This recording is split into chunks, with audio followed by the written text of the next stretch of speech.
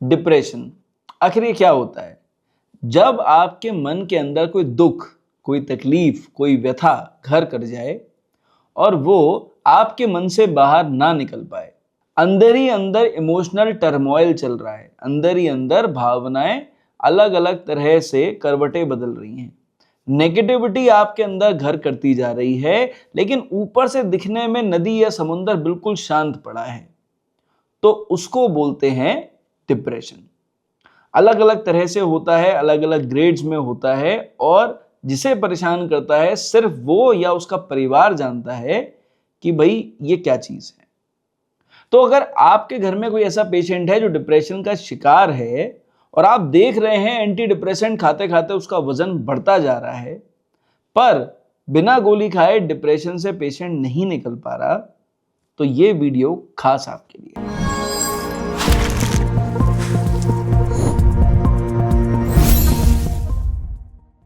अगर आपको लगता है कि मैं इस वीडियो में कुछ बकवास करने वाला हूं या बोरिंग बात करने वाला हूं, ऐसा नहीं है। पॉइंट टू पॉइंट डिस्कशन करते हैं। नंबर 1, क्यों आपको होम्योपैथी का चुनाव करना चाहिए अपने पेशेंट के डिप्रेशन के इलाज के लिए? उसका सबसे बड़ा जो रीजन है वो है होम्योपैथी की केस टेकिंग। आपने कभी देखा है कि आप किसी साइकोलॉजिस्ट के पास गए और उन्होंने बहुत देर बिठा के आपका कोई केस लिया हो? काउंसलर के पास जाएंगे तो नो डाउट काउंसलिंग सेशंस लंबे होते हैं, और वहां पर काउंसलर्स जो होते हैं वो लिटरली पेशेंट के लिए एड देते हैं, जरूरी है। लेकिन जब आप बाई चांस किसी साइकियाट्रिस्ट के पास जाते हैं तो वो बात सुनने के बाद उनको पता है भाई एलोपैथी में, मॉडर्न मेडिसिन में ये दवाइयां देनी है, इससे पेशेंट धीरे धीरे करके इंप्रूव होगा। और कई बार वो दवाइयां धीरे धीरे करके पेशेंट के लिए हैबिचुअल बन जाती हैं। मैंने देखा है पेशेंट्स को 10-10 साल से एंटी डिप्रेसेंट्स खाते हुए। तो होम्योपैथी का चुनाव इसलिए करना है क्योंकि पहली बात तो देखो, आप जानते हो जब तक उस दवा का असर रहेगा तब तक आपका पेशेंट ठीक रहेगा। तो दवा की डोज अगर कम हो गई या बंद हो गई तो कुछ समय के बाद फिर से पेशेंट उसी स्थिति में पहुंच जाएगा। दूसरी बात, हर पेशेंट के लिए दवा जो सिलेक्शन है ना, वो एज पर ड्रग प्रोटोकॉल है, एज पर पेशेंट नहीं है। एज पर डिजीज प्रोटोकॉल है, एज पर पेशेंट नहीं है। मरीज के डिप्रेशन के पीछे का क्या कारण है उसको कोई समझना नहीं चाहता जब आप मॉडर्न मेडिसिन की बात करते हैं, क्योंकि जब डिप्रेशन होगा तो उनके हिसाब से प्लान ऑफ ट्रीटमेंट यही है, प्रोटोकॉल यही है, यही फॉलो होगा। ज्यादा तकलीफ होती है तो एक के साथ में दूसरी दवा, दूसरे संग में तीसरी दवा, पहली दवा की डोज ज्यादा, दूसरी वाली की कम, एंड यही चलता है। और जो भी लोग डिप्रेशन का इलाज करा रहे हैं वो ये जानते हैं कि ऐसा ही होता है ना। मैं कुछ गलत बात नहीं बोल रहा हूं, किसी की बुराई नहीं कर रहा हूं, this is the protocol, reality.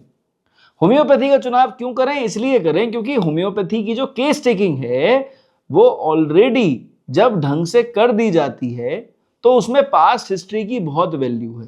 क्यों हुआ डिप्रेशन, क्या कारण थे, कौन सी परिस्थिति थी जिसकी वजह से धीरे धीरे करके पेशेंट डिप्रेशन में जाने लग गया, उसकी मनोस्थिति कैसी रही उस समय जब वो उस परिस्थिति में रहा, और अब की मनोस्थिति कैसी है। और आपको पता है होम्योपैथी में एलिमेंट्स फ्रॉम, यानी किस वजह से ये हुआ, उसकी तो बहुत ही अच्छी दवाइयां हैं।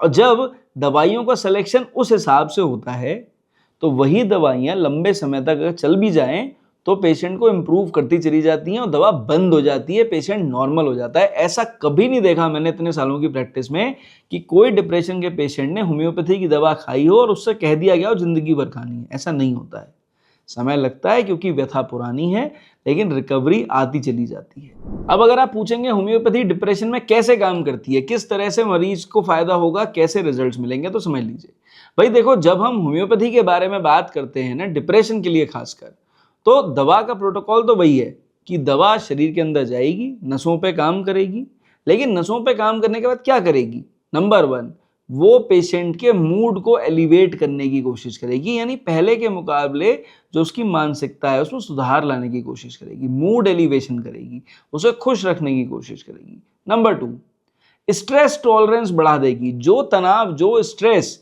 पेशेंट नहीं झेल पा रहा है उसकी टॉलरेंस पावर बढ़ जाएगी, वो टॉलरेट कर पाएगा। अब उस स्ट्रेस का असर उसके ऊपर बहुत ज्यादा नहीं पड़ेगा। उस स्ट्रेस की वजह से उसके जो शरीर के अंदर जो दिक्कतें आ रही हैं, जो मानसिक लेवल पे दिक्कतें आ रही हैं, अब उसे उतना परेशान नहीं करेगी, अब उसकी जो रेजिस्टेंस है ना वो बढ़ जाएगी। And number 3, patient expression. देखो पेशेंट एक्सप्रेशन अपने आप बढ़ जाएगा जब पहले 2 काम हो जाएंगे, और होम्योपैथिक मेडिसिन देने के बाद जब ये 2 पहले काम हो जाते हैं तो तीसरा काम ऑटोमेटिकली हो जाता है कि पेशेंट एक्सप्रेसिव हो जाता है। अब चाहे उसे गुस्सा हो, चाहे उसे चिड़चिड़ाहट हो, चाहे उसे रोना हो, उसके मन के दबे हुए इमोशंस हो, सब बाहर आ जाते हैं। जो बातें उसने सालों साल से किसी से नहीं कही, सब बाहर आ जाती हैं। मैंने अपनी ओपीडी में देखा है भाई, उन्हीं बच्चों को अपने माँ बाप को कोसते हुए कि आपकी गलती की वजह से मैं डिप्रेशन में गई थी, और माँ बाप रोते हैं मेरे सामने कि डॉक्टर साहब ऐसी क्या दवा दे दी कि इस बच्ची ने इतने साल पुरानी ये बात जो आज तक नहीं गई इसने कह दी। जब वो पेशेंट बोलता है ना तभी उसका डिप्रेशन इंप्रूव होता है, जब तक नहीं बोलता है डिप्रेशन इंप्रूव नहीं होता है। And this is how homeopathy works. इसमें कुछ वंडर्स नहीं है, इसमें कोई जादू नहीं है, मैजिक नहीं है। अगर आप डिप्रेशन में हैं तो ये 3 तरफा इलाज आपका होम्योपैथी के थ्रू होगा। This is the plan of action. और जब सिलेक्शन होगा एज पर द केस, क्या हुआ, क्यों हुआ, उस समय ऐसा क्या चल रहा था, अब क्या चल रहा है, पहले के मुकाबले पहले कैसे थे, उस परिस्थिति से पहले कैसे थे, और अब उस परिस्थिति के बाद कैसे हो। ओरिजिनल पर्सनालिटी का असेसमेंट डिप्रेस्ड पर्सनालिटी के संग में जब होता है ना होम्योपैथी के अंदर केस चेकिंग के दौरान, तब जो दवा का सिलेक्शन होता है वो पेशेंट को सही करता है। वो सबसे जरूरी बात, ये दवा डिपेंडेंट नहीं बनाती खुद के ऊपर मरीज को, क्योंकि ये पेशेंट को धीरे धीरे करके उसकी ओरिजिनल स्टेट में लेके जाती है, वो जैसे था उसी सिचुएशन में वापस लेके जाती है। और ये एक नहीं, इतने सालों की प्रैक्टिस में हजारों मरीजों में करके देखा है, रिजल्ट्स पाए हैं, इसीलिए इतनी इलैबोरेटेड तरह से आपके सामने बता पा रहे हैं। शायद अभी तक यूट्यूब पर किसी और पेशेंट ये डॉक्टर ने इस तरह से आपको नहीं बताया होगा। चलो भाई दवाइयों पे चर्चा कर लेते हैं। अगर आपको लगता है कि चलो ट्राई करके देख लेते हैं, तो वो दवाइयों पे बात करेंगे जो कि रिजल्ट दिखाएं। और देखो कंडीशन के हिसाब से दवा बताएंगे। अब देखो डिप्रेशन के पीछे कई सारी कंडीशंस हो सकती है ना। एक बहुत कॉमन कंडीशन है डिप्रेशन के संग, that is called as PTSD, यानी पोस्ट ट्रॉमेटिक स्ट्रेस डिसऑर्डर। भूतकाल में कुछ घटा, पास्ट में कुछ हुआ, कोई इंसिडेंस हुआ, कोई तकलीफ हुई, उसके बाद मरीज को इस स्थिति में पहुंच गया। तो जब ऐसे पेशेंट हमारे पास आते हैं तो सबसे जो एक्यूरेट दवा है जो मरीज की मदद करती है श्योरिटी के संग, दैट इज इग्निशिया अमारा। तो भाई अगर पीटीएसडी जैसे सिम्टम्स हो कि कुछ हुआ, उस समय रो नहीं पाए, कोई एक्सपायर हो गया, कोई हमसे बिछड़ गया, कोई छोड़ के चला गया, ठीक है, कुछ नुकसान हो गया, साइलेंट ग्रीफ में चला गया पेशेंट, उस समय नहीं रोया, उस समय एक्सप्रेशन नहीं करा, अंदर ही अंदर चुप हो गया, खुद को स्ट्रांग दिखाने के लिए दूसरों के सामने सारा दुख पी गया, अब वो दुख साइलेंट हो गया, साइलेंट ग्रीफ की तरह उसके अंदर बन गया। बोरेक कहते हैं changeable mood with silent grief. अब अकेले में रोता है, अकेले रहना पसंद है, किसी के संग में नहीं जाना, मूवी नहीं देखना, एक कोने में बैठे रहना, अक्सर गुमसुम रहना, किसी चीज में बिजी हो जाना, दुनिया जहान से मतलब ना रखना, ठीक है। जब ये सिचुएशन मिले पेशेंट के अंदर और पीटीएसडी क्लैरिफाई हो जाए कि भाई ऐसा हुआ, इसकी वजह से अब पेशेंट डिप्रेशन में है, इग्निशिया अमारा इज द रेमेडी। ऐसे पेशेंट को इग्निशिया अमारा 30 पोटेंसी 2 बूंद दवा 2 चम्मच पानी में डालो, दिन में 3 बार इस दवा को दो, एटलीस्ट 3 से 4 हफ्ते दो। दवा की पावर 4 हफ्ते के बाद बढ़ाने की जरूरत पड़ेगी या बदलने की जरूरत पड़ेगी, इसलिए डॉक्टर को दिखाना जरूरी है। दूसरी कैटेगरी हो गई लोदिंग ऑफ लाइफ, जिनको लगने लग गया है ये जिंदगी बेकार है। अब ये कौन से पेशेंट हैं? उनकी जिंदगी में कुछ ऐसा हुआ, उनसे कुछ ऐसी गलती हुई, उनके साथ कुछ ऐसी गलत हरकत हुई, ठीक है, या उनके जीवन में कोई ऐसी परिस्थिति आई जिससे वो अभी तक कोप अप नहीं कर पा रहे हैं।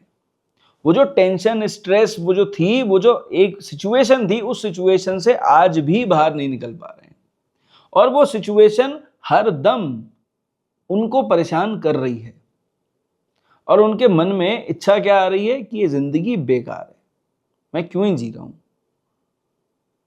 क्यों मेरे साथ ही ऐसा हो रहा है, क्यों मैं वो चीज भूल नहीं पा रहा हूं। तो जब पेशेंट का वो स्ट्रेस, वो दुख, वो ग्रीफ उसका पीछा ना छोड़े, पेशेंट उस पर क्लिंग ऑन कर ले और ऐसी सिचुएशन में पेशेंट को अब लगने लग जाए कि जो भी कुछ हुआ उसकी वजह से मेरी जिंदगी तबाह हो गई और शायद अब सुधार की कोई भी मुझे जो एक जिसे कहते हैं ना होप दिख नहीं रही है, तो वहां होगी लोदिंग ऑफ लाइफ। ऐसे पेशेंट्स की दवा है नाट्रम यूरेटिकम। तो अगर कोई ऐसे फीमेल कोई ऐसा मेल आपको मिले जहां पे ऐसी सिचुएशन हो, लोदिंग ऑफ लाइफ खासकर हो, आप उसे आंख बंद करके नाट्रम यूरेटिकम दीजिए। 200 पोटेंसी में दीजिए, 2 बूंद दवा 2 चम्मच पानी में डालिए, दिन में एक ही बार दीजिए, दोबारा रिपीट मत करिए। 3 हफ्ते तक दीजिए, उसके बाद बंद कर दीजिए। 3 हफ्ते के अंदर अंदर पेशेंट का मूड एलिवेशन इंप्रूव होने लग जाएगा। पर 3 हफ्ते के बाद इस दवा को कैसे देना है उसके लिए डॉक्टरी परामर्श जरूरी है। अपने आप कृपया डॉक्टर ना बने। अब तीसरी सिचुएशन कौन सी है, उसे हम कहेंगे सुसाइडल डिस्पोजिशन। यानी अभी क्या था, ये जितनी सिनेरियो था ना उसमें उसे लग रहा था कि लोदिंग ऑफ लाइफ है, जिंदगी बेकार है, ठीक है। अब उसे लग रहा है जिंदगी इतनी बेकार है कि इसे खत्म करो। ट्राई कर चुका है, नस काट के ट्राई कर चुका है, एक्सीडेंट करवा के ट्राई कर चुका है, बाइक तेज चला के ले जाके ठोक चुका है। अभी रिसेंटली एक फेमस यूट्यूबर ने क्या करा, पूरी अपनी गाड़ी ले जाके डिप्रेशन में मार दी। और आप सोचिए ऐसे पेशेंट्स को क्या फील होता है। ऐसे पेशेंट्स को लगता है कि अब ये जिंदगी बेकार हो चुकी है, कोई होप ही नहीं है कि मैं इसे ठीक कर पाऊं और अब मुझे जीना ही नहीं है। जीने की भावना खत्म, सामने से दिखने में कुछ नहीं, एकदम शांत समुद्र, शांत नदी, अंदर ही अंदर टर्मोइल ऑफ इमोशंस। और पता चला आपको अभी कल तो बात हो रही थी इससे, कल तो ये बिल्कुल ठीक था, सुबह फोन आता है कि भाई साहब ले जाके गाड़ी मार दी, ही इज नो मोर। कूद गए ट्रेन के आगे, नस काट ली, लटक गए फांसी के फंदे से। ये ऑरम मेटालिकम ऐसे पेशेंट की बहुत श्योर शॉर्ट रेमेडी है। मैं फिर से आपसे कहूंगा इस वीडियो में खासकर ऑरम मेट की पोटेंसी में नहीं बताऊंगा, क्योंकि ऐसे पेशेंट को डॉक्टर के से मिलना जरूरी है। उसकी व्यथा ऐसी है कि उसके अकॉर्डिंग ऑरम मेट दे दी जाएगी, पेशेंट इंप्रूव हो जाएगा। देखो लिमिटेशन होती है, किस वीडियो में पोटेंसी बतानी है, किस में पोटेंसी नहीं बतानी है, ठीक है। इसी को अक्लमंदी कहते हैं। तो आई होप समझ में आ गया होगा ना कि डिप्रेशन होम्योपैथी से ठीक हो सकता है। अप्रोच सही होनी चाहिए, सोच सही होनी चाहिए, रिजल्ट 100% मिलेंगे। कब तक पेशेंट को जिंदगी भर दवाइयों पर निर्भर रखेंगे आप। जानकारी से संतुष्ट थे, चैनल पर पहली बार आए थे, सब्सक्राइब कर जाइए। रेगुलर वीडियोस देखते हैं, थम्स अप दे जाइए। तकलीफ में है, सोल्यूशन नहीं मिल रहा, संपर्क करें, मैं और मेरी टीम आपकी पूरी हेल्प जरूर करेंगे। इस वीडियो में सिर्फ इतना। मेरी तरफ से नमस्कार, थैंक यू एंड जय हिंद।